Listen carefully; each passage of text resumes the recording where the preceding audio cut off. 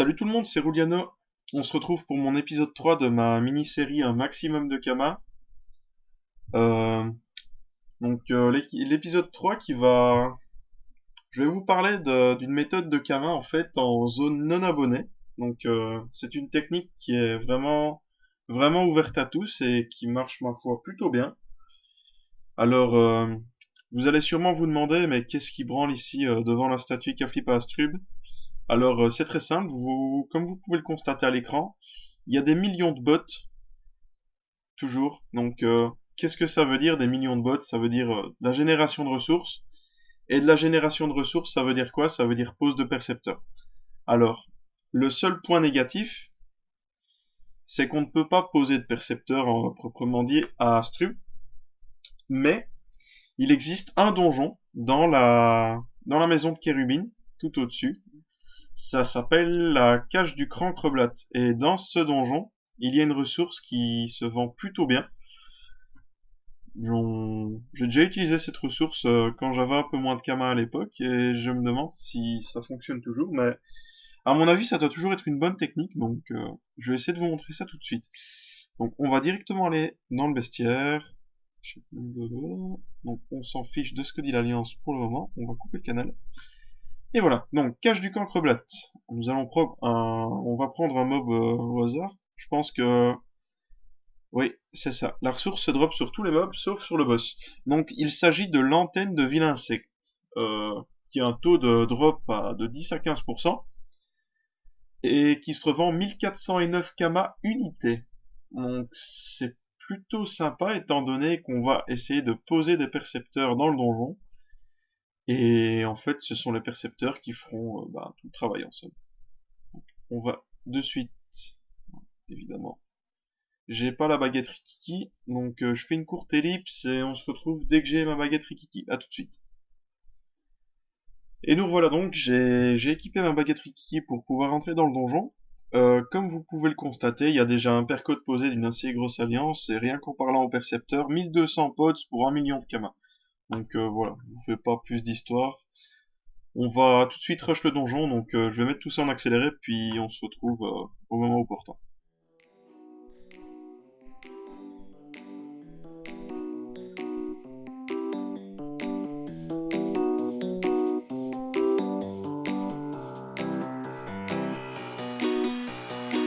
Do you remember a day in October? The leaves were falling just like me when it was over. One more day of sorrow and I'll struggle to stay sober. Hope to see you later when I get older. I still remember the smell of your perfume. It hasn't left me since the day you made me blue. I think I saw you but I know I'm not supposed to. I must be dreaming cause I don't believe in ghosts, yeah.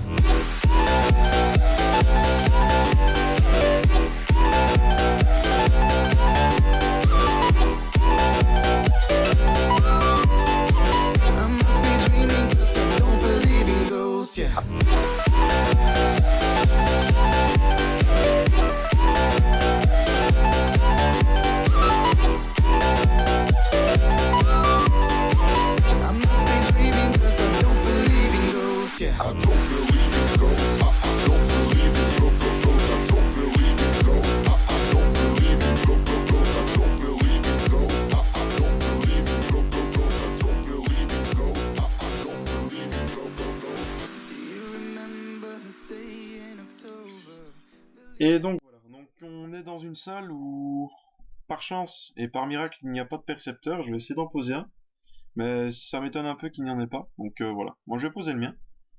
Alors je vous cache pas que depuis lundi j'ai posé deux trois percepteurs ici, et donc euh, j'ai 65 antennes sur le moment, 200 pattes de cancreblatt parce que j'ai réalisé le succès avec 2-3 mules BL à moins, histoire de les avoir et de pouvoir craft 2-3 items, c'est toujours utile. Qu'est-ce que je voulais craft là-dedans en somme? Oui, donc le masque du cannibale pour les dommages élémentaires que je comptais briser. Bref,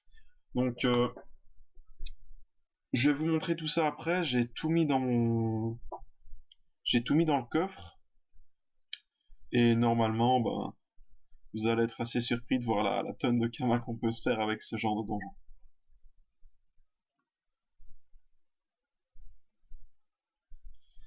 Allez, allez les mobs, faut que ça joue plus vite. Hop, et voilà. Donc on arrive au boss, il me semble. Oui, c'est ça. Donc je vais directement poser un percepteur à nouveau. Ah, bah on peut pas. Eh bah écoutez, bien déçu. Donc c'est parti pour le boss. Je vais ouvrir pour permettre aux BL qui étaient là en attente, si jamais ils veulent rejoindre. Donc je vais attendre pour eux. Ce serait bien qu'ils rentrent par contre. Ce serait bien qu'ils se bougent un peu là, qu'ils se pèlent un peu l'oignon et qu'ils se dépêchent. Et bon, s'ils viennent pas, tant pis. Tant pis pour eux. Alors, hop. On va directement lui saucer la gueule. Et voilà. Alors, vous pouvez voir que le donjon va très très vite. On est à peine à 6 minutes de vidéo. Il me semble que j'ai mis 3 minutes pour le rush. Franchement, n'hésitez pas à aller farm ce donjon. Les ressources valent quand même cher. Et vous voyez, on drop une antenne à chaque salle. Donc hop, on quitte la cache, on se retrouve devant. Et là directement, je vais aller dans mon havresac et je vais vous montrer un peu combien d'antennes j'ai pu récolter cette semaine. Rien qu'avec les percepteurs, j'en ai eu 2055. J'ai posé 4 percepteurs dans le donjon à chaque salle. J'en ai récolté 2 avant-hier. Et il y a Abyssal qui est venu remettre un perco derrière, donc je suis un peu baisé sur le coup, mais c'est pas grave, j'en ai assez. Donc voilà, 3 jours avec les percepteurs, prix moyen du lot, presque 3 millions. 3 millions de ressources, c'est énorme. Et je vais vous profiter un peu pour vous parler de 2-3 endroits où c'est toujours intéressant de pouvoir poser des percepteurs dans les zones non abonnées. Donc il y a d'abord dans la cache du Cancreblatt, et ensuite, donc la minimap, voilà. Voilà, et les percepteurs ici, donc je les ai mis ce matin, il y a 130 pods chacun, c'est pas énorme, donc plus ou moins, allez, 100 000 kamas par percepteur, ça me fait déjà 400 000 kamas. Je vais attendre un jour ou deux, histoire d'avoir 1 million, et de pouvoir rentabiliser un maximum l'utilisation des poneys. Faut pas les laisser traîner trop longtemps pour ne pas prendre de risques qu'ils se fassent tomber inutilement à 4 heures du matin par des Québécois furieux. S'il y a des Québécois dans l'audience, je vous en veux pas, mais on n'a pas les mêmes tranches horaires, du coup c'est un peu difficile de défendre quand vous attaquez et vice versa. Bref, je suis à 8 minutes de vidéo, donc je sais pas si... Ouais, allez, je vais vous montrer une petite dernière. Donc ça va vraiment aller très très vite. Non, Banque Monta. Donc hop, Monta. On va directement aller mettre en vente les ressources.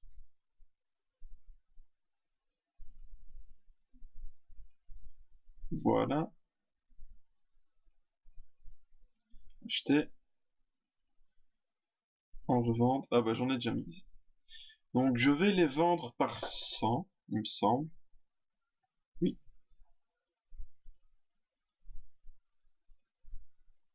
Je vais encore retirer de l'eau. J'ai évité de trop spam l'HDV. Donc vous voyez, juste avec mon farm de ressources, j'ai déjà 7 millions et quelques. J'ai encore des noyaux de proto, mais je ne les compte pas dans la série. Donc voilà, on va mettre un lot à 100, donc 140 000. Or, ils sont à 89 000, donc je vais un peu baisser le prix. Désolé pour ceux qui les avaient mis à ce prix-là, mais il faut s'y faire, les gars, hein, c'est comme ça. Donc on va les mettre à 90 000 kamas les 100. Et voilà. Alors ensuite, les pattes du Cancreblatt, toujours par 100, on peut aussi les mettre, donc ça fait déjà 200 000 kamas de gagner. Franchement, ça va plutôt vite pour 100 antennes. Ça part plutôt très vite. Donc, la deuxième astuce, je vais vous parler des pépites. Les pépites, les gars, franchement, si vous connaissez pas, c'est une dinguerie. C'est une dinguerie, pourquoi? Parce que de un, ça tombe très facilement en AVA, et de deux, si vous êtes un tout petit peu malin, il suffit de regarder le prix des pépites et d'aller voir en HDV les ressources qui vous reviendraient moins cher à l'achat qu'un pack de pépites. Par exemple, il faudrait une ressource qui soit euh, donc 10 fois moins cher qu'une pépite en somme. Il faudrait que le prix moyen à vie... Ouais, non. Je vais regarder après une ressource directement, ce sera plus simple. Hop, ma souris qui bug encore un peu. Donc, on va regarder directement après deux, trois ressources. Qu'est-ce que j'avais fait tout à l'heure? Ah oui. J'avais été sur Frighost.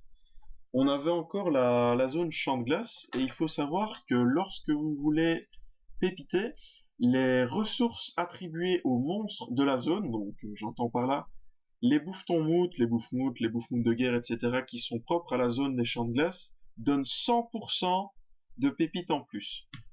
Alors, vous allez me dire, ouais, mais 100%, c'est rien, quand tu chopes 30 pépites par 30 pépites, mais 30 pépites par 30 pépites, les gars, au final, ça s'accumule et ça fait des camas. Il faut pas cracher dessus parce qu'au final, quand vous faites, allez, un échange de 10 000 ressources qui vous donne en tout 1000 pépites, ou 4000 ou un truc du style, ben, le bénéfice, il est quand même là, vous voyez. Et au final, vous avez rien fait.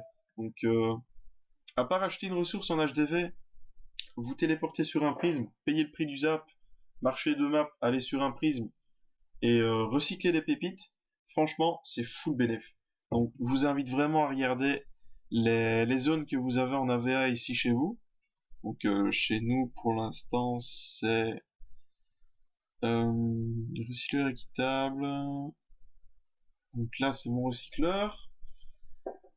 On a le village enseveli, mais il y a juste des... Bah attendez, vous savez quoi? Je vais regarder directement avec vous. On va faire un petit test. Donc le village enseveli, on va aller dans vestiaire directement. On va chercher la zone de Frighost du village enseveli. Île de Frighost. Où est-ce qu'il se trouve? Voilà, village enseveli. Donc il y a le Mao, il y a le Rabougri, il y a le Soryo, il y a le Yoke et il y a le Yomi. Bon. On va aller d'abord voir en banque. Toutes les ressources Givre-Fuchs plus les Rabougris dans le village donnent 100% de ressources en plus, normalement. Mais je suis pas sûr étant donné qu'il y a aussi la crevasse perge où il y a des Givre-Fuchs, mais bon, qui ne tentent rien à rien. Bon alors on a pour 160 000 kamas. Je vais directement essayer d'aller pépiter tout ça avec vous. Hop, on reprend tout. Camille, Ra, étoffe de rabougri, j'en ai une. Pâte de rabougri.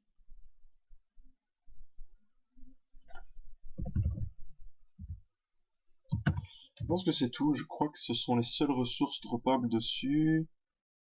Non plus un bestiaire, rabougri, eau calme, sachet de graisse et pâte. Bon, je vais aller directement sur mon prisme.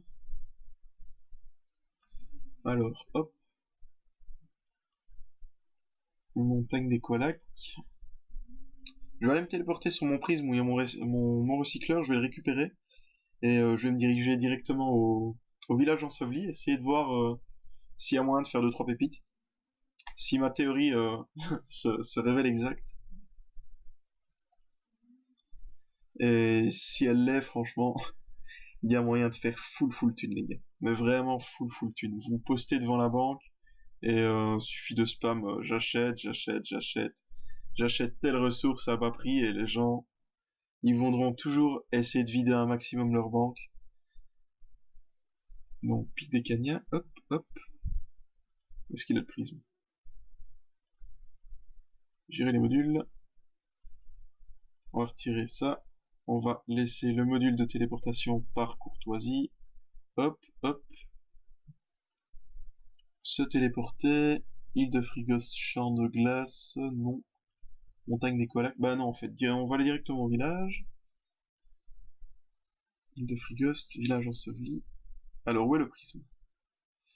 La vraie question c'est où est le prisme maintenant? Village enseveli, village, voilà. Moins 78, ok, donc il est vraiment tout près du zap.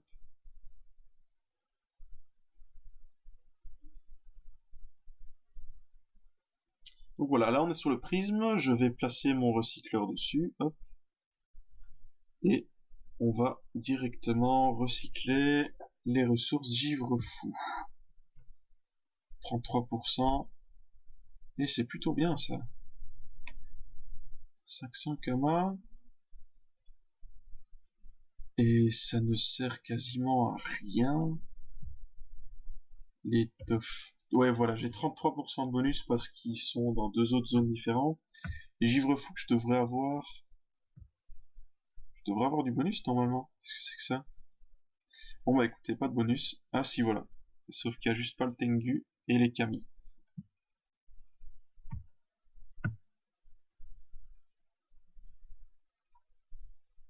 Soryo, Mao, Yoke.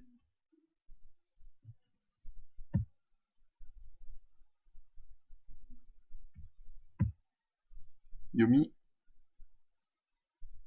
Yoke encore. Et une larme de givre fuchs. Donc les crânes, ça marche plutôt bien. Les pattes de rabougri aussi. Une vétémentaire de luxe. Très beau jet. Merci Joker pour ton intervention dans ma vidéo. Je te remercie. Alors, on a encore des malléoles. Et je crois bien que c'est tout, ma foi. Je n'ai pas d'autres ressources de la zone. Non. Voilà, donc 342 pépites. Je suis un peu perdant parce que j'ai juste fait un test. J'ai pas été voir le prix exact en HDV. Malheureusement, j'ai qu'un bonus de 33%, qui me semble vraiment insuffisant. Pourquoi? Parce qu'il y a encore deux autres zones où il y a des Fuji, donc il y a dans les cavernes, et il y a dans la zone de la creve asperge. Donc, pas de bol. Je vais quand même tout recycler, ça me fera des pépites en plus qui seront toujours beaucoup plus faciles à vendre que les ressources. Je vais retirer directement mon recycleur afin d'éviter de me le faire voler par des personnes mal intentionnées, les petits salopards. Je vais directement regarder où il y a d'autres zones intéressantes. Bois de Litneg, non. Île de Moon, jungle interdite. Forêt des masques. Qu'est-ce qu'il y a dans la jungle interdite? Bof. Souterrain du château d'Amakna. Souterrain. Qu'est-ce qu'il y a dans le souterrain?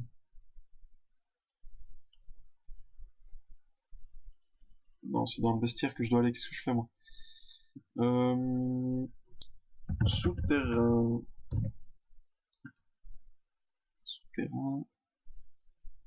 Souterrain. Voilà, ici. Des arachnées, des boulangers sombres. Non, non, non.